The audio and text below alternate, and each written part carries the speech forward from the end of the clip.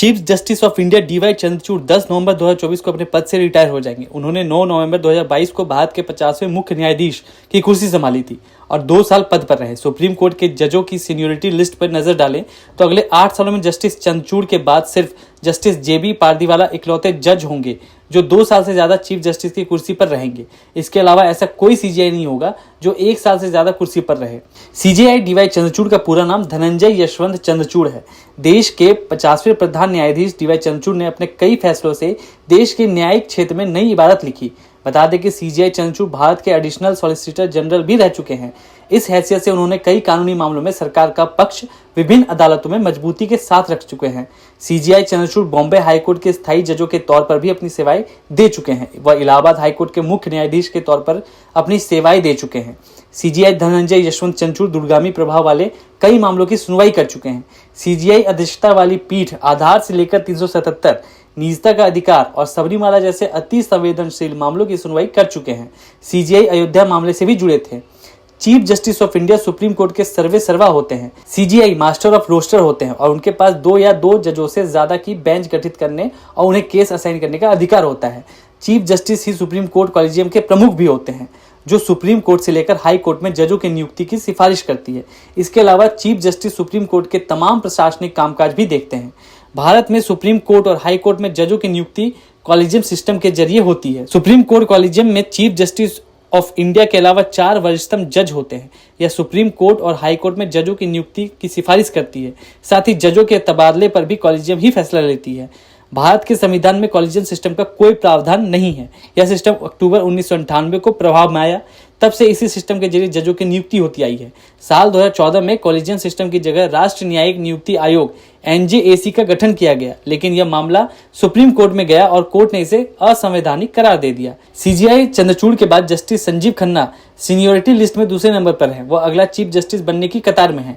अगर seniority principal यानी वरिष्ठता के सिद्धांत का पालन किया गया तो जस्टिस संजीव खन्ना 11 नवंबर 2024 को देश के 91वें चीफ जस्टिस बनेंगे। उनका कार्यकाल 6 महीने का होगा और 13 मई 2025 को रिटायर होंगे।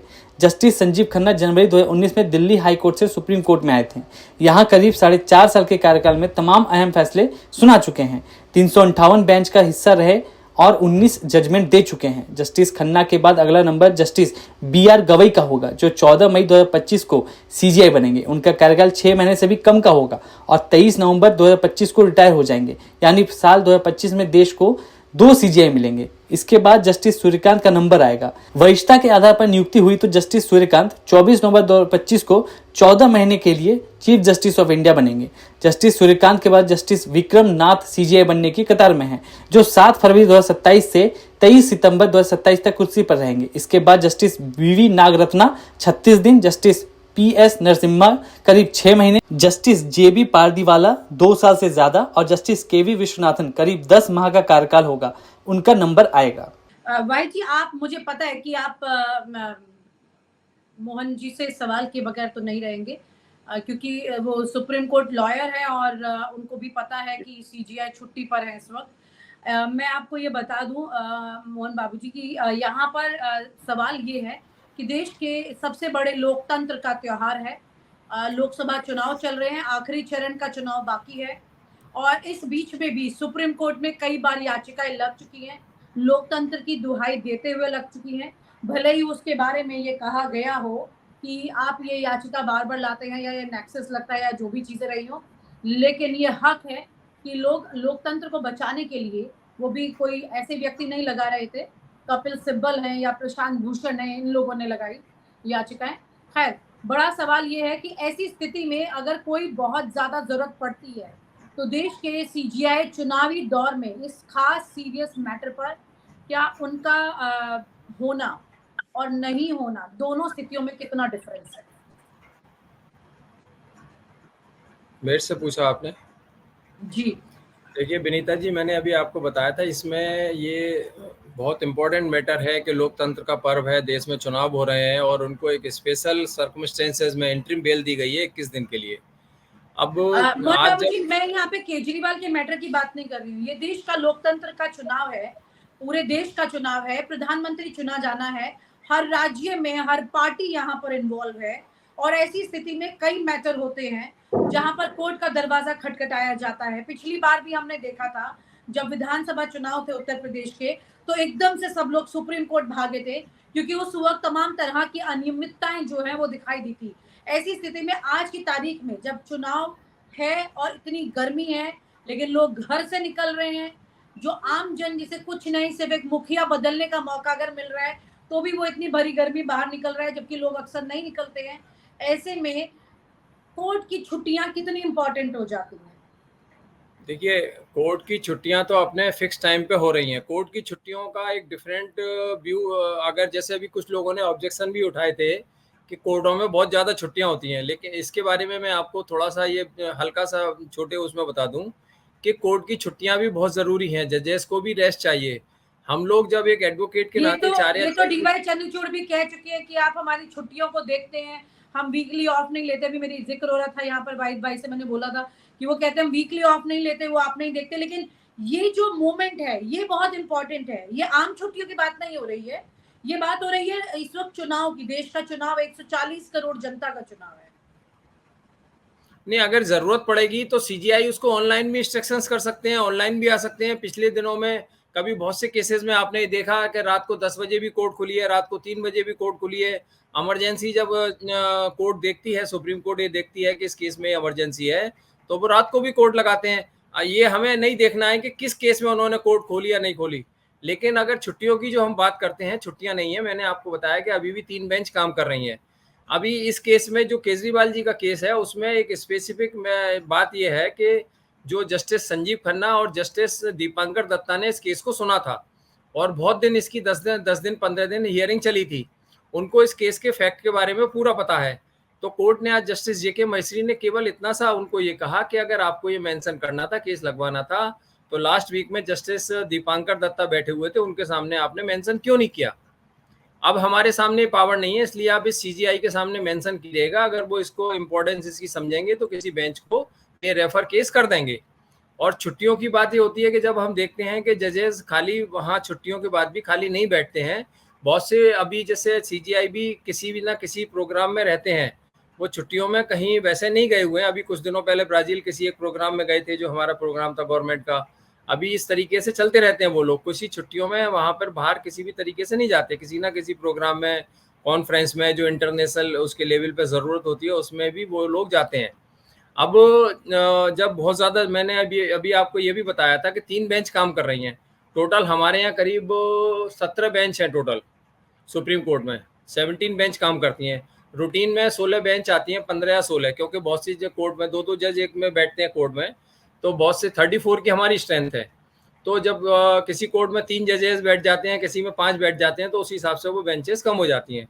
सुप्रीम कोर्ट का एक सबसे बड़ा तरीका इसमें क्या होता है कि जैसे जजेस छुट्टियों में भी खाली नहीं बैठते, सैटरडे संडे में भी खाली नहीं बैठते, उनको जजमेंट लिखने पड़ते हैं। उसमें बहुत ज़्यादा, क्योंकि अगर सुप्रीम कोर्ट का जो भी जजमेंट आता है वो पूरे कंट्री में तो इफेक्ट करता ही है, बट लेवल पे भी इफेक्ट करता है उस चीज़ का। तो इसलिए उनको वो काम करना पड़ता है। हमें लगता है वो छुट्टी पे हैं, छुट्टी पे नहीं है, लेकिन उनका रेगुलर काम चलता रहता है। जनाब, मैं एक सवाल पूछता हूं आपसे। जी, मैंने, देखिए, सवाल ये है कि देश में मुकदमे होना, दंगे फसाद, फला ढिका, मुख्यमंत्री का उतर जाना, चले जाना, जेल आना, ये सब अलग बात है, इसको रखिए अलग। आपको पता है कि सीजीआई जो है उनकी नॉलेज में है कि उनको बाहर किया गया है उस पोजीशन में जब इलेक्शन कमीशन की नियुक्ति का प्रोसेस कानून बदलकर चेंज किया गया है, वो उससे बाहर हुआ है। विपक्ष, पूरा देश का जो विपक्ष, जिसको मानते हैं कि आप 35% वोट सत्ताधारी पार्टी के पास है और 65% भारत जो है वो विपक्ष में मौजूद है।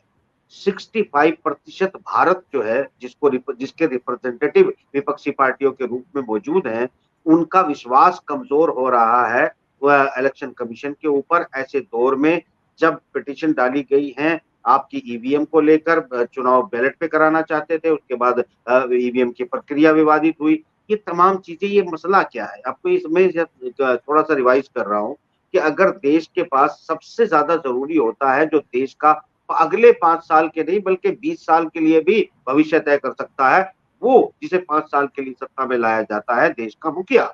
उस देश के मुखिया को जिसे कमान दी जाती है क्या कोई भी इदारा उसके चुनाव से ज्यादा इंपॉर्टेंट हो सकता है?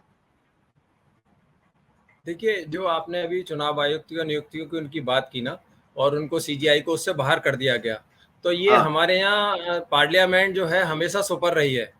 पार्लियामेंट में जो भी डिसीजन होता है और कैबिनेट में जो डिसीजन होता है वो उसको मैं अभी सुपरसीड भी, करते हैं। आप समझिए मेरे सवाल को, मैंने भी वही कहा है कि वो सुपर होता है। उसकी वजह कानून बनाने की वो विधायिका ही है, वही कानून बनाती है। उसी की व्याख्या करने के लिए कोर्ट और वकील आप होते हैं।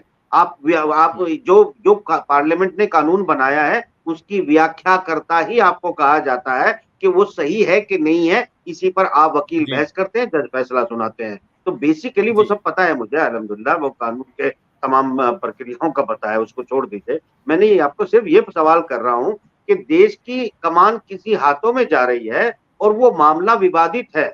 क्या किसी भी अधिकारी को छुट्टी लेके विदेश में जाना उस वक्त जरूरी है, या मात्र एक हफ्ते के टाइमिंग में जब सब कुछ भविष्य देश का तय होने जा रहा हो उस वक्त देश के प्रति अपनी निष्ठा, जनता के प्रति जवाबदेही? क्योंकि अगर आप प्रधानमंत्री, वो जो कुर्सी है जो जिसपे दो दावेदार होंगे, उन दो दावेदारों में विवाद होने की पूर्ण संभावनाएं हों, ऐसी में बहुत सारी प्रक्रियाएं डाउटफुल हो चुकी हों, और तीसरा सबसे बड़ा इदारा सुप्रीम कोर्ट, बल्कि चीफ जस्टिस ऑफ इंडिया ही एक ऐसी उम्मीद की किरण होती है जिससे ये उम्मीद रखी जा सकती है कि अगर कुछ इधर उधर होता है तो देश के कानून का रक्षक यहां मौजूद है, यानी उसकी व्याख्या करके वो कोई बड़ा फैसला सुना सकता है। और ऐसे में अगर चीफ जस्टिस आपका ये जवाब दे दे एक ऐसी सीट पे बैठा हुआ कि आपको अब जो है मेरी हमारी छुट्टियों से प्रॉब्लम है, हमारा काम नहीं देखते।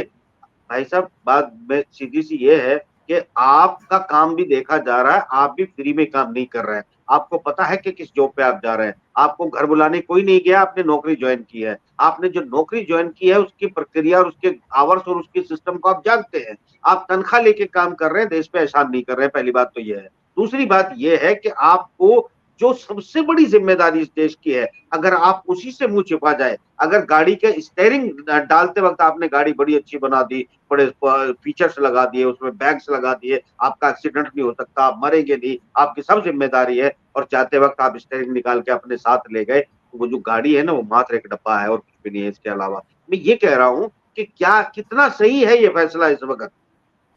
और आप हमसे जुड़े रहने के लिए सब्सक्राइब करें YouTube पर, फॉलो करें ट्विटर पर और लाइक करें Facebook पर। और ज्यादा जानकारी के लिए